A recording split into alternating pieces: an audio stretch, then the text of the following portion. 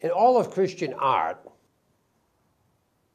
maybe there's no more viewed, pondered, thought about, discussed piece of art than Michelangelo's Pieta, the dead body of Jesus in the arms of the Blessed Mother. And I suspect, having talked to people over the decades about having seen it and viewed it and thought about it, whether on right there in the Vatican where it is, or whether on internet or something like that, I suspect one of the reasons that it has that kind of power is because it truly, in a way that maybe skipped by for all kinds of reasons, people, in a way that truly humanizes the crucifixion, the death of Jesus. There's probably nothing worse or darker, oh gosh, more terrible that the human being can experience than the death of a beloved child and being held in the arms of the mother or the father. I remember seeing years ago a little article or remembrance in an obituary column from a mother to her son who had died years earlier. And it said, "To my beloved son, Rich, to those of you who have a son, treasure him with care, for you will never know what agony is till he is no longer there. Until then, love Ma." Yes. It's really quite a terrible human experience, and yet a universal one. It happens every day by the thousands of times over. The dead body of a child in the arms of the parent. But it isn't just the child. It's the dead body in the arms of anyone who loved that person. You see, it's love that gives evil its powerful, negative, horrible experience. Because we can understand the notion of death and talk about it generally in words and concepts. It's when death and evil, same with evil, it's when death and evil hit the loved one, the one we love, that we now understand what it really is. We can watch and hear about and even see on television Iraqis being killed by the tens of thousands or hundreds of thousands. And the effect on us is minimal. But let one of our children or grandchildren's head be blown off by a stray smart bomb. Just one. I think it was Stalin that said 10,000 deaths is a statistic. One death is a tragedy. That's what he's talking about. When death destroys the love relationship, then we feel the power. Then we feel the power of evil and the power of death in this world. And so, I suppose so many people reject Jesus' teachings of nonviolent love of friends and enemies because they want to ward off death. Not so much the death of the whole human race or the death of all people, but the death and destruction by evil of the loved one. The loved one. We always hear, about the propaganda of government saying that by going out and defending American oil in the Middle East, you're protecting your loved ones at home, your families and your children and so forth. All governments play to that. That's the loved one, the loved one. But the fact is that the loved one,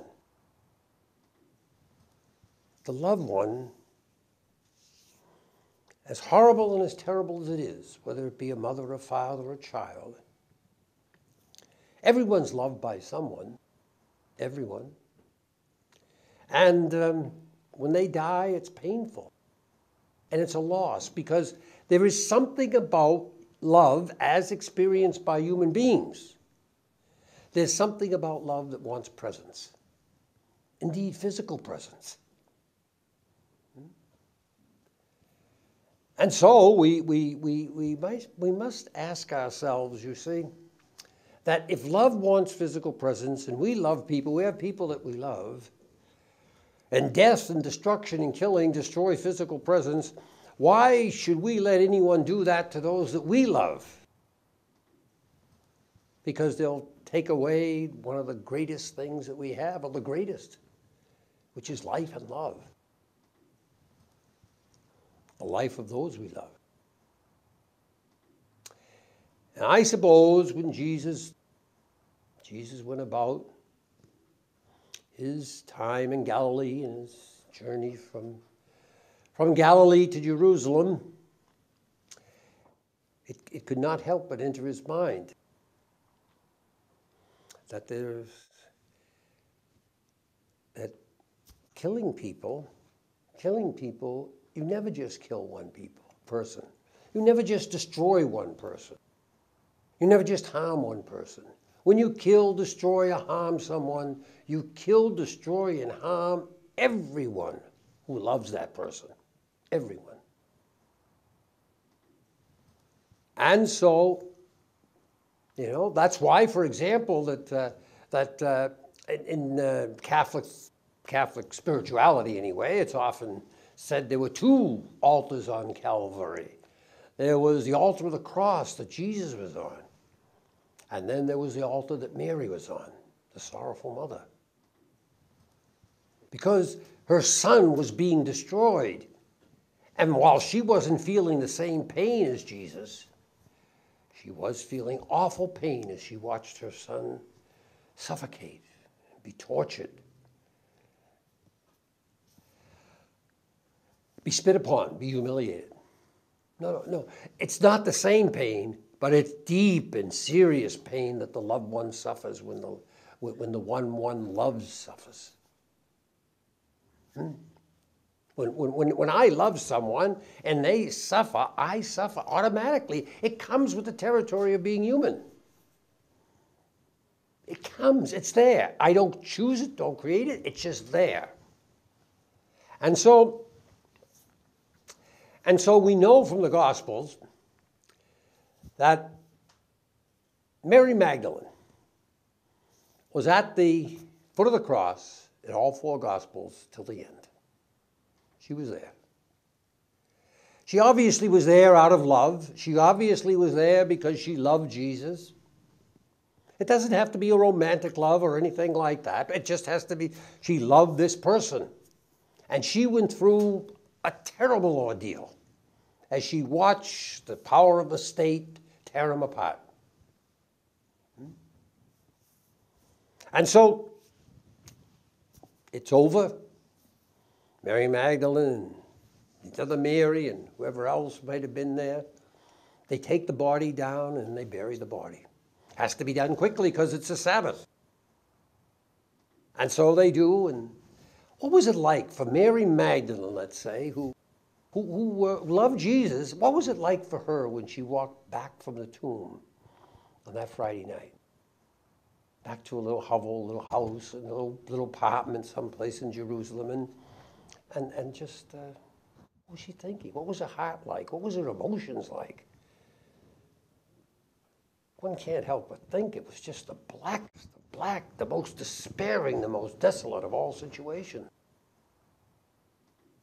Everything that she had hope and love and all destroyed, and destroyed by cruelty. And it's like it just had to be chaos inside of her. But chaos that was just brutally painful because of the loss of a loved one. And what did she think of all the next day as she was just sitting in that apartment, or little house or room or wherever it was? We do know how much the love was, because in all four Gospels, it's Mary Magdalene who's at the grave first. She gets up sometimes with other women, sometimes herself, but she gets up before dawn, as you and I would with someone we love, because obviously they didn't have time to do the final anointing of the body. And she's going to the grave. Her worry is she won't be able to move back to stone. And she goes to the grave to do the final anointing. Then she finds that the body isn't there. The stone is rolled back. What she worried about wasn't a problem at all. She finds the body is not there. And she's absolutely destroyed internally, because they've even destroyed the body, taken it. She comes out of the tomb. She sees what she thinks is the gardener. And she says to the gardener, "If you know where they've taken him, tell me. I'll go and get him," which is what anyone would say who loves someone. And the gardener turns around and says to Mary, Mary Magdalene, says, "Mary," not just the name, but the way that a person that loves you and you love them say your name, Mary. And in that split second,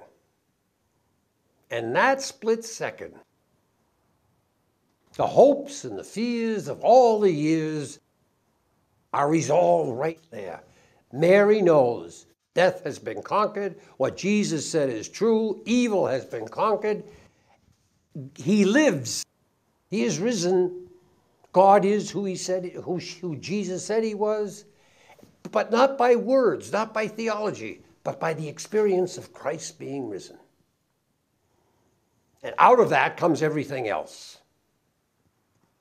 That truth, that experience that Christ is risen,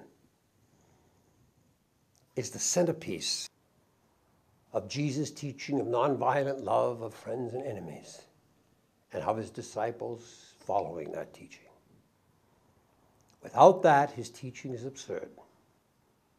With that statement, that death does not conquer this way of love, with that statement, all is in place, all is well. And one can go forth without fear or anxiety or trepidation. One can go forth because the pieta is not the final word. Good Friday is not the last day of Jesus' life, nor of the lives of those who loved him. Easter Sunday is the last word and the first word in life restored, new life, hope. It's our trusted Easter, the resurrection, that is the source, the framework, the power, and the wisdom that is behind Jesus' teaching of nonviolent love of friends and enemies.